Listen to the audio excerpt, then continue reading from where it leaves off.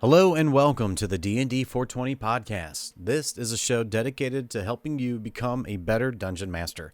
I'm your host, Eric M. Hunter, and I am a struggling game master trying to figure out how to tell a better story. Joining me shortly is Jimmy Shields. He is the creator of D&D 420 and an avid D&D fan with over 30 years of experience. In this episode, I present Jim my map, a brand new town, and a very cool little enemy to deal with in my world, and we discuss the importance, especially for me as a player, turning into a DM to create a world, how important it is to do everything kind of all in the same step. Okay, so did my homework. Actually, now that I'm looking at my what I sent you, I completely forgot one thing, which I'll get into later. But the thing that I am most proud of is I drew a map. Which I'll post on this episode's show notes page. You drew you hand drew the map. I did. Well, so here's why. So, because we talked about those map creation tools probably 3 episodes ago now. Yeah, and they are amazing. Don't get me wrong, but for whatever reason, I feel like I'm much better at just drawing the map by hand and then fixing it from there rather than taking the 2 or 3 hours. That's probably not even that long. But to learn how to use that, even though probably down the road, having learned how those websites work to build those maps, my maps could be fucking amazing, within a couple of months, and then I'd never draw another map in my life. But right. That's kind of where I am right now. Yeah. Well, and the other thing is too, because again, and I mentioned this in the last episode, this was something that I was missing. I wasn't building a map as I was creating this world, and I didn't have a real sight of what this world looks like because it's just in my head. Now, by taking the time and drawing this map, not only do I have, I think it's something like 9 or 10 different regions that are all named. I don't have really anything else for them. But I have a better sense. That's fine, though, right?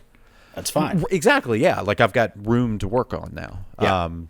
And I have to do a lot more detail in the map because like pretty much all I did was create the boundary lines for all the provinces and then built the mountain range that the machine's part in. That's pretty much it. I don't have like any forest areas or like lakes and that. I'm going to put all that stuff in there too. But what I feel like this has done for me is given me a clearer sense of my world. So this was the big thing that I was missing, was not having this map. And because of that, like I know exactly, I have a clear path as to what to do now, because I think I mentioned that in the last episode. I felt like I was like, oh man, I'm kind of ready to play. Like, I just want a campaign now. And after I drew this map and really started looking at the world I was building, I am nowhere near ready, in my mind, to campaign in this world yet. I think you're close. I think that you're right where you need to be, at the precipice of being able to start writing. I mean, not only continue writing for expansion and all of that for the gaming world, but to start writing a campaign, because that's going to help you fill in a lot of gaps as well. You write a lot of things for your campaign that are later going to be considered, part of your world or history, which is another thing I actually forgot to talk about, is your recent history. We have kind of a backlog, like way back a creation myth or whatever. We've thought about those things, but have we thought about the last 100 years? These are the most important recent events in our lives. Like you and I can talk about what's happened the past 20 or 30 years with ease, the greater events that have happened. And, if we start talking about it in game, not that happens a whole lot, but can we? Can we talk about, as a bartender or a peasant or a merchant or another adventurer, what's going on in the past few years? Can we talk about that? I mean, I can't right now, no. But it's definitely, like, the only thing of that 100 years I can think of was, because when I initially made the breakdown for St. Angst, I said that they came from somewhere else. and that they journeyed here and then they stayed here because they found the machine. And I realized that as I was drawing the map, I was like, oh, well, this area that's right below it to the east, which I called Neglar, it's completely surrounded by mountains and water except for this tiny little opening that's like far east. I was like, okay, so if they traveled that far, they traveled through the mountain range, and then they looked even further east and saw more mountains, the last thing they're going to do is go east. Because they just walked. They traveled so far already to get away from these mountains. There's no way that they're going to try to, well, how far, they don't know how far this mountain range goes. You know what I mean? Okay. So that would make them go west. And then when they got back and fell into the mountain range is when they found the machine. So in my mind, that makes sense, that travel from one region to the other. That's good. And there could be events that happen along the way, or tragedies, or natural disasters, perhaps. Any type of thing that you can talk about for what happened then, what colored that trip, what happened next, how long have we been here, and what's gone on since. And that's going to be paramount for your biggest city as well. So you've got Bellspro, which is the biggest city, right? Correct. And it's going to have kind of a necessary backstory as well of, a lot of history for the past few years, a little history for the past 100 or so years, and then ideas for anything beyond that, or concepts. There was a war, there was a famine, there was these things that happened. They're greater events only, whereas over the past 100 years you might get a little bit more specific, and then past 10 years or 20 years, have lots of things that have gone on, were there any ruling powers that have changed hands recently? Why? What happened? Because there's going to be a lot of very public officials who haven't been there their whole life or recently lucked into it, and those make neat stories for ambitions and motivations, and they help color that campaign setting as well, because on a larger scale, if especially as a DM, what the motivations are for these lords that are under the king or under the ruling faction, right, it makes it really easy to answer lots of questions in game. That makes sense. Because, and it was something that we had talked about before. Like, it's about having, the tip of the mountain and the rest of the mountains being underwater. Like, you may never have to discuss exactly what somebody's motivations are, but like if it ever comes up, like these characters need to have motivations that stem from history, that stem from political natures and that kind of thing. Well, there can be backstory going on in the world as well. What's happening that colors the events.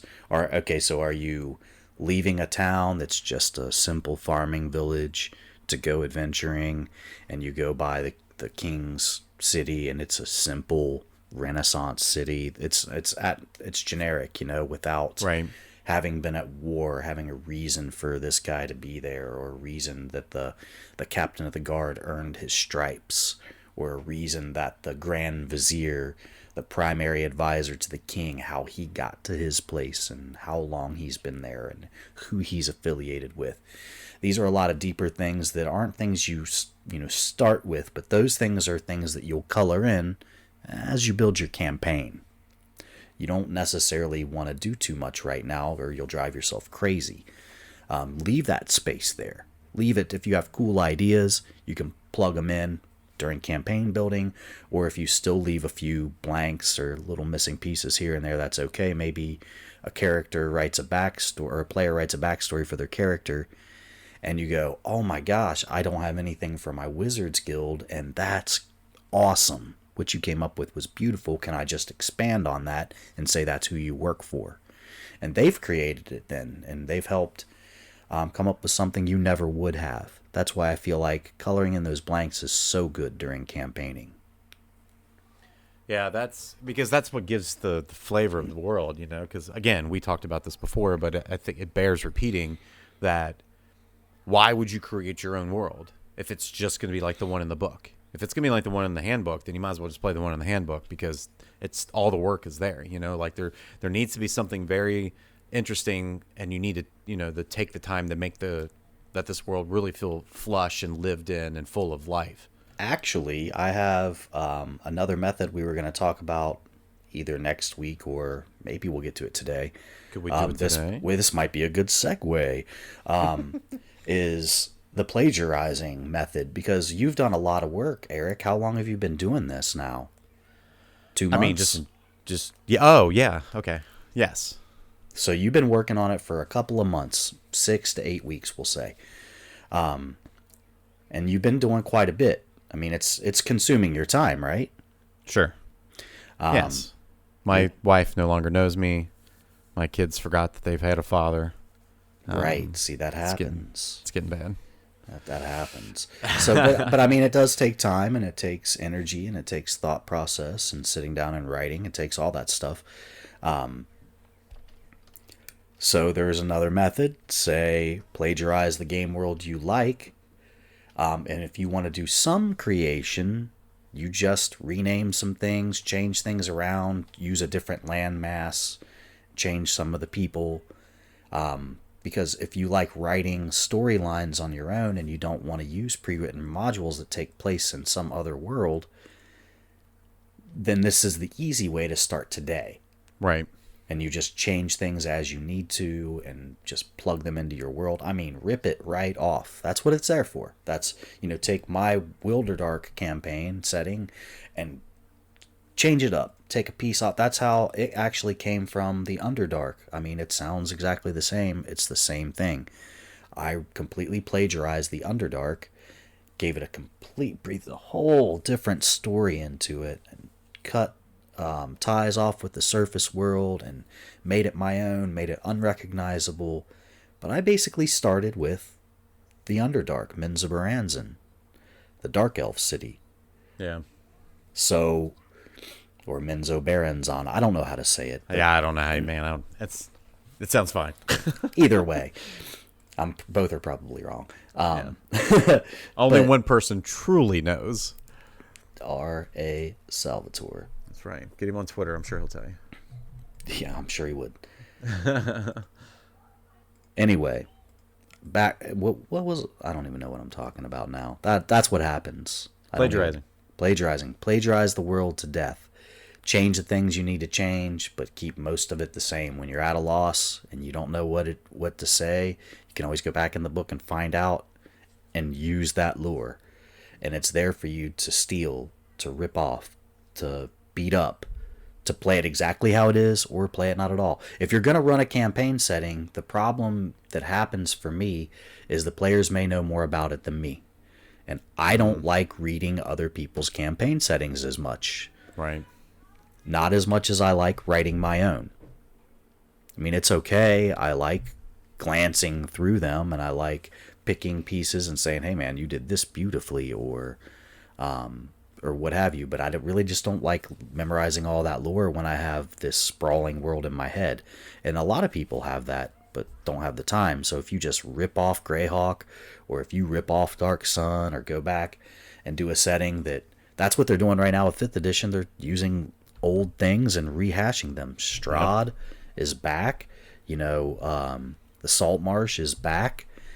And you just keep reusing them and changing them over time, because they have a timeline, and the D&D timeline is awesome. They do a beautiful job. My hat's off to the 5th edition writers. Their lore is really nice as compared to some of the older. When we had a really good setting like Dark Sun, we took notice because it was heads and shoulders above some of the other sludge that was being written. And there was a lot of it. There was a lot of sludge out there. So there's a lot. But if you want to do it that way, you want the world to be your own, you can rename things, and then players don't know as much as you. That's the reason to do it. If your players aren't going to read it and you like it just fine, sure, run a pre-written module in a pre-written campaign setting. But my guess is you're not listening to this podcast because that's how you feel. Exactly.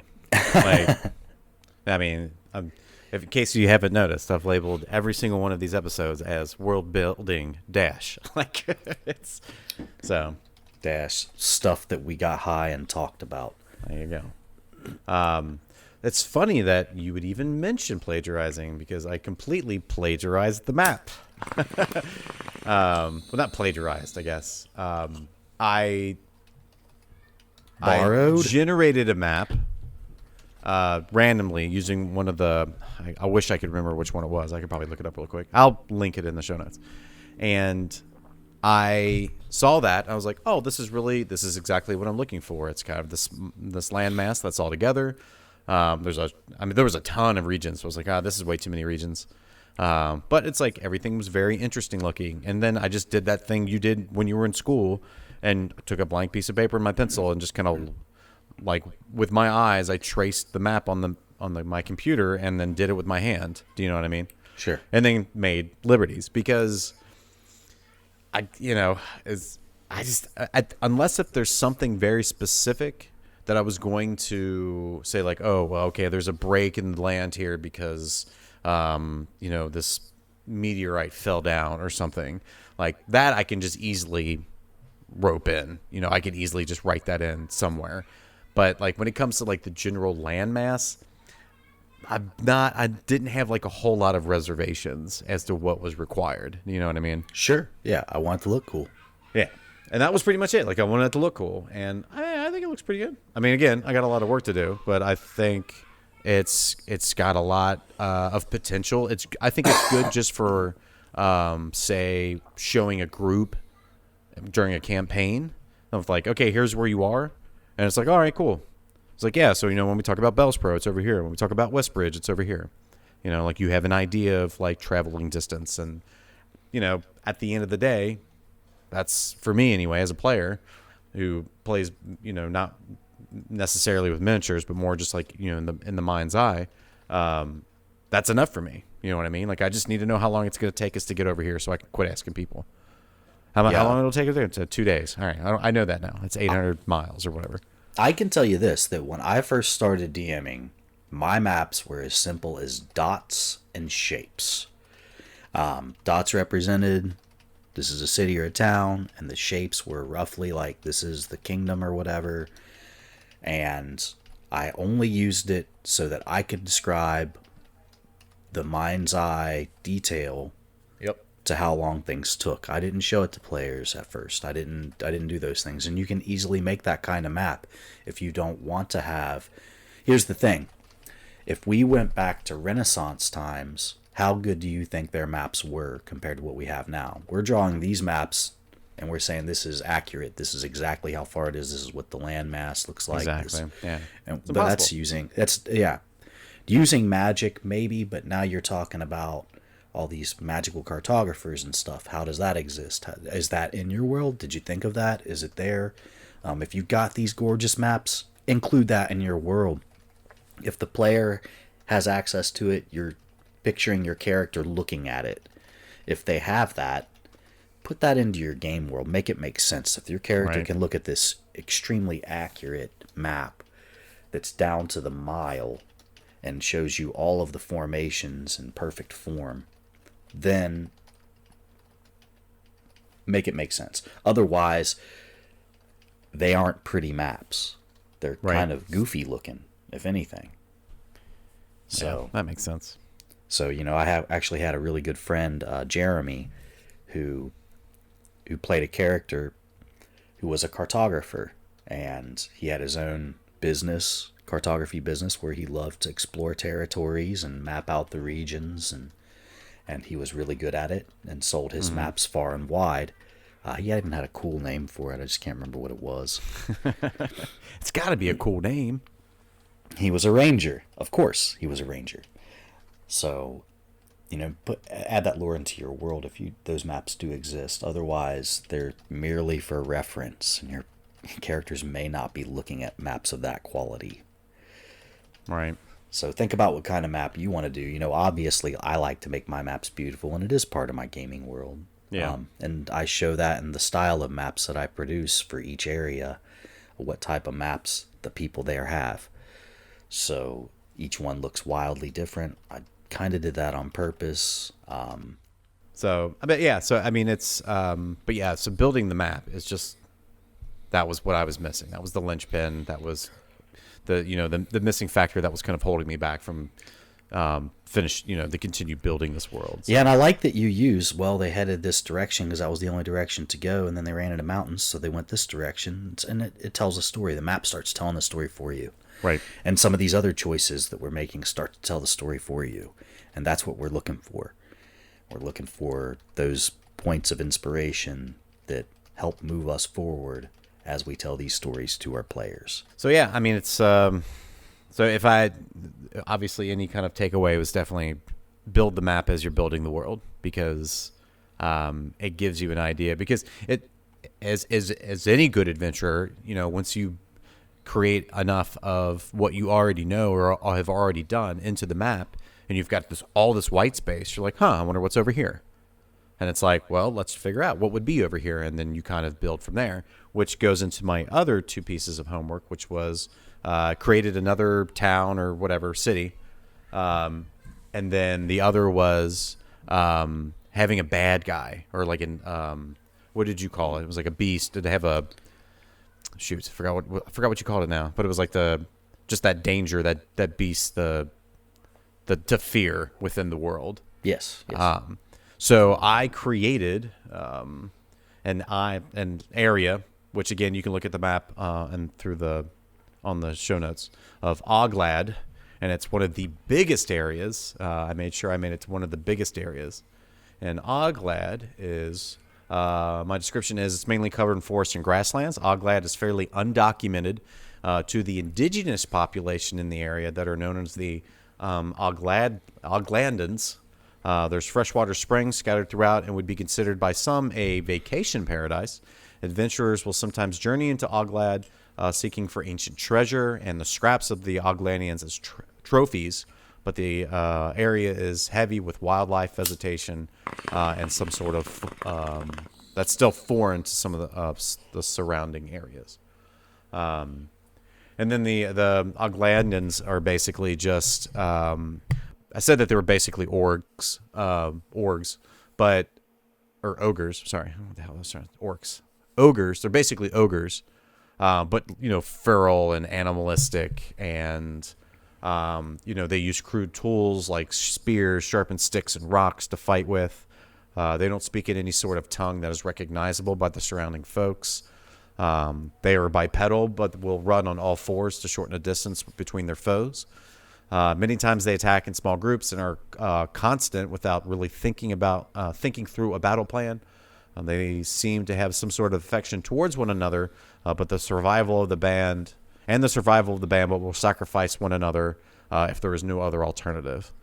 So again, it's very bare bones. I was trying to create something like you had in your world, because in your world you don't have orcs or ogres. I do have ogres. I don't have orcs. So you don't have orcs. I don't That's have what it goblins. I don't have any of the goblinoids except for bugbears, and bugbears are just bugbears. Right. Their own language in my game. So so I made Detrith in that. Right. So describe what Detrith are. Detrith replace gnolls, goblins, and all goblinoids, and they are a very feral hyena man, very similar looking to what a gnoll might be, but they never stop growing. So when they're born, they're a pup, and they're like that feral, wolf man of when they get to about 4 feet tall, they're considered adults, and they never stop growing. So you fight goblins, they're goblins when they're 4 feet tall and such and such age, which I think is about 10 years old. And then they can get up to 7 or even 8 feet tall, but they're still Detrith, and they get more ferocious every year. So I have basically 3 to 4 different iterations of Detrith that have stacking abilities. So when they're this old, they get this. When they get this old, they get that. Right. And you start to add them on, and they're very feral. They have pack tactics. They're just very dangerous, and they're very cunning.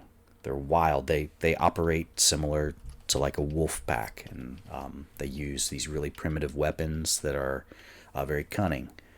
So I spent a lot of time writing about them and placing them in areas of my world, and it gives my world a feel. You're not fighting goblins, you're fighting these Detrith, and Right. it's Something new and it's exciting. yeah, You know, and like it's anybody who comes into my game for the first time, they have no idea what they're fighting I don't care how much D&D you've played. You come into my world, you're fighting a bunch of different monsters, and there's going to be a lot of humanoid interactions, and Yeah. you'll understand those fights better, of course, but maybe not. You never know what you're getting into with people. So Yeah, and if I remember correctly, you had a very cool way of introducing them into battle, which was their weapon. They had like these hollow. Oh shit! You could do a better job describing. the hollow bamboo spears that are carved out along the sides. So the premise I used was how kind of like a silencer works. The reason a silencer works is because it disperses the sound into a small chamber and deadens it, right? Right. And so there are holes inside of the silencer that are allowing that sound to escape as the bullet's coming out into a suppression chamber. If that's opened up, then the sound shoots out the sides. Right. And so I made it to where they carve into the tubes all these tiny little holes and little patterns so that when they throw it, it whistles out the side. Yeah. And it sounds like that whistle is coming from everywhere except for where that spear's thrown from. And there was a couple of times that I remember, like we were walking in some like super dense forest areas that I want to say we had maybe a mediocre to poor tracking situation, and then suddenly you hear that whistling, and it's like, oh man, like it's kind of terrifying. Yeah, and they'd also bang the spears together to get. Oh, that's right. Yeah. It would be. I always do it as a clack, clack, clack. Yeah. So that when you hear that for the first time, you think, well, that's where the Detrith are. When the whole idea is to get your attention over here when other attacks may be coming from another direction. So if you've never encountered Detrith, that's something that they had, is these really intelligent battle tactics. And each band had their own type of tactics that they would use. Like the clacking may come from the main force sometimes. It may come from a lone Detrith. Those signals, each Detrith band uses them differently, so you never know exactly what it might mean, but that you are fighting Detrith. Yeah.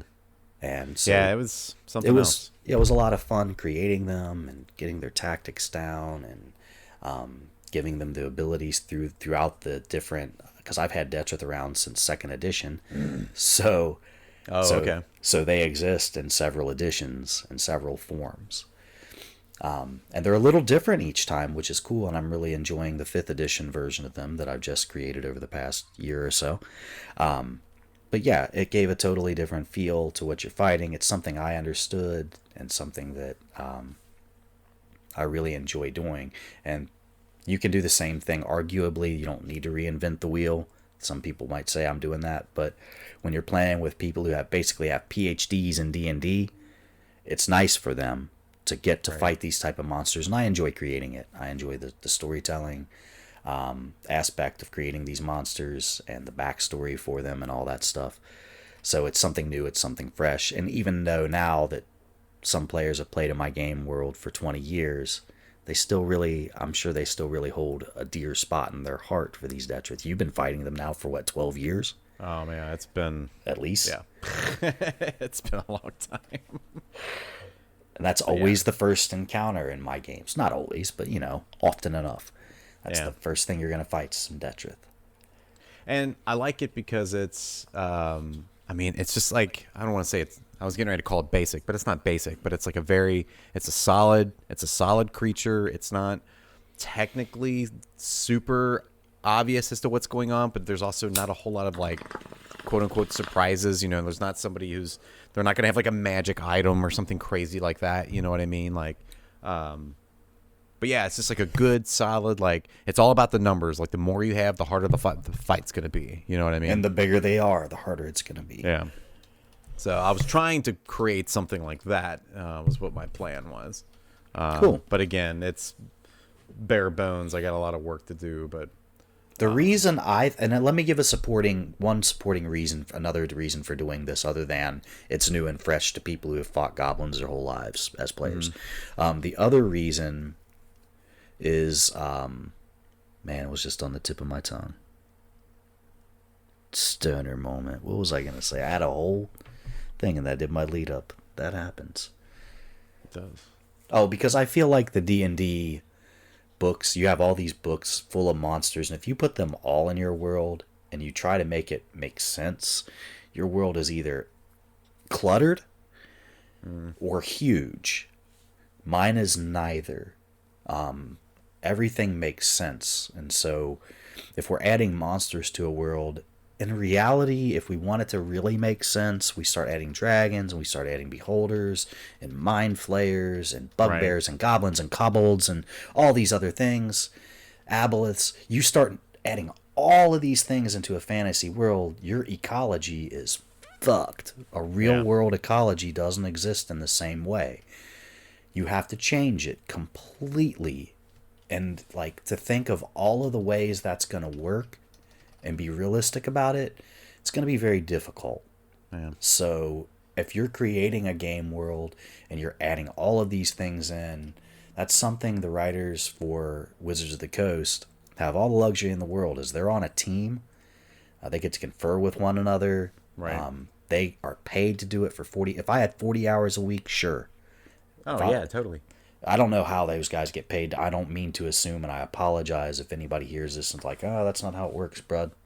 But my point is that when that finished product comes out, there's at least a few people who have put info or input in on it. Right. So I'm here working alone, and I get my players involved a little bit, as much as they want to. So that's another good reason to create your own bad guy. Instead of having 100 different things, you make it your way. It's easier to make it make sense. Yeah. And it's fun, too, because I will know that character like the back of my hand, because I will be creating every single stat. I will be, test playing it, all that stuff, So, but yeah. So obviously, I know what you're going to say. You got a lot more work to do. And I do. I'm going to start exploring some more of these areas. I'm going to work on the map a little bit more, make it a little bit more prettier. A little bit more prettier. Just a little bit more prettier. Add some more, what's the terrain, but what's the word? Geography? Is that right? Topography. There it is. That's the word I was looking for. Going to do that. And then, I don't know. So what's next?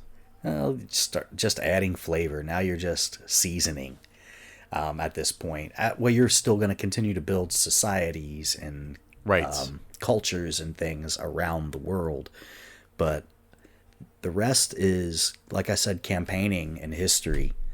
We're going to be writing a little history, creating a little history. The cool thing about that, as you play, sometimes you make up the coolest shit as you're going along. Yeah. Sometimes you come up with the coolest NPCs from a random worksheet. I rolled for all of his abilities. I rolled for just random for everything. He's a random race, a random class, a random personality with random stats.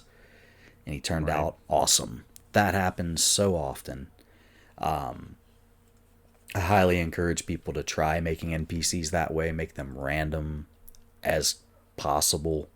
Like I have these, I think I've shared them with you, where you just roll a die to determine all these things about your character, what their job is, what their attitude is. Yeah, they're like just basically just like table books. Yes, like it's amazing. Like, again, it's things that you don't have to worry about because the work has already been done for you, and just go ahead and use it. Like, take advantage of these tools. Yeah, try for making some of your NPCs doing that. Like, say, okay, I want a leader for, what do I really need in this area? I need I don't have enough guilds or factions. I need a new faction. Who are they going to be against? What, don't think about it. Roll for the faction leader. Yeah. And make him the one who's making this faction move forward. Roll randomly for his race, his class, his alignment, his job, his personality, his quirks. If you roll random for all those things, sometimes you might get something that you don't like, and you'd be like, I want to try to re-roll that because I don't want to work with that. And that's okay. But when you get done, sometimes it looks exactly like what you needed, or it adds something you would have never thought of. Now you got to start saying, okay, well, this is who this person is. Can I see what he's like in my head now? Oftentimes, right, you can, and you just start to what are his interests in this city? What happened to him? What was his backstory? How did he become this person that he's become? And what does he want to do moving forward? And I even have now, I found some random generators that generate these types of backstories for me. And nice. Generate motivations. Like, really cool, man. Like, wow. It's so random. Yeah. All right. So, yeah, I just got more work to do. Okay, so next time, you're going to continue getting your stuff done. Like I said, I've been working in the meantime on Verandor, right. Keoden, and I've got, now it's like this 3 different kingdoms on one continent. The 3rd kingdom I still don't have a cool name for, but Verandor is a human and dwarf mountainous terrain, kind of techies. They also have gnomes in their area. They've made blunderbuss, repeating crossbows, have great military. Their opposition is Keoden, which is Kenku, Tabaxi, Kitsune, and some humans and other races mixed in as well a little bit. But they're more disciplined. They're based on honor. It's almost like a Japanese type feel. Kind of trying to go for it in a way. And they have a more neutral good bend, whereas Verandor is more lawful evil. And then in the middle, the Nameless region is an elf kingdom with lots of other races mixed in, Fey races mostly. Their big thing is magic and connection to the Fey wild. So it's chaotic neutral territory with with all kinds of different leaders and bands and people and different motivations, and there's always clashing going on there. It's an extremely wild place in between these 2 juggernauts. So it makes for an interesting. The only way to get to each other by land is to go straight through that elven kingdom, or to go by sea. So it's a neat setup. I'm really happy with it. I've got a lot written here. I'm going to reveal some of that next week, and we'll make all your stuff available as well. And then we'll go back and kind of criticize our work. Thanks for listening to this episode of the D&D 420 podcast. For everything D&D 420 related, check out dnd420.com. If you'd like to reach out to us, you can find us there on the website and on YouTube at D&D 420. Lastly, as always, if you'd like to support the show, you can do that by telling another DM about the show and by visiting us on Apple Podcasts and leaving a rating and review. Thanks for subscribing and being a part of our work here at D&D 420. We will see you next week.